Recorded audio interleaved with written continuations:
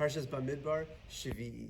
The Aliyah opens up with Hashem telling Moshe and Aaron that they're supposed to take another census. This time it's going to be of the Bnei Kahas, and they're going to count the men in Kahas between the ages of 30 and 50. Now Rashi says the reason for that is because Kahas was going to be involved in carrying the kelim of the Mishkan, and Hashem wanted to ensure that it's only those who have the strength to be able to carry, those are the ones who should be counted in this census. Now then the Psukim go on to delineate the specific jobs that the Bnei Kahas were going to do. They're going to be carrying the Aron, the Shulchan, the Menorah, the Mizbechos, the Paroches, and as well the Klishares. Now then the Psukim tell us that it was specifically Aaron and his sons, not the Bnei Kahas, specifically Aaron and his sons who would take down the actual kelim, and they say that they got involved, they took down the Paroches, they covered the Aron with it, then they would get the Aron ready for travel. After that, they moved on to the Shulchan that was used for the Lechem Hapanim, and they would take care of that, get it ready for travel.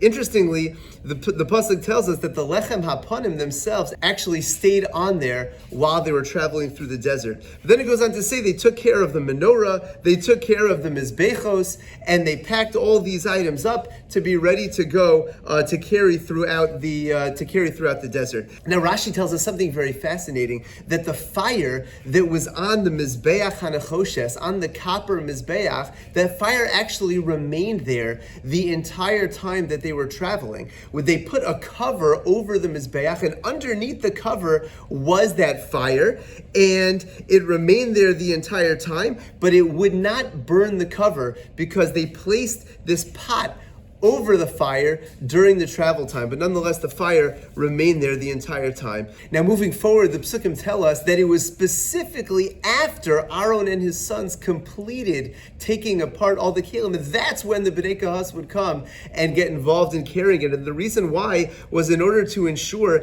that the Bnei Kahas did not come to touch the Kodesh, because if they would, then they would die. That was something that was specifically reserved for Aaron and his sons. And at this point, the Parsha concludes by telling us that Aaron's sons, Elazar and Isamar, were appointed heads over really this entire operation. Now at this point the Parsha concludes by telling us that Elazar and Isamar were appointed in charge to oversee this entire operation. Elazar was in charge of the Bnei Kahas to give each and every one of them specific jobs in what they were carrying and what they were doing, and that was for the very sacred items such as the Aron, the menorah, etc., as we said before. And Isamar was appointed head over Gershon and Merari, who were carrying the items that were not as kadosh as the ones that were carried by the Bnei Kahas.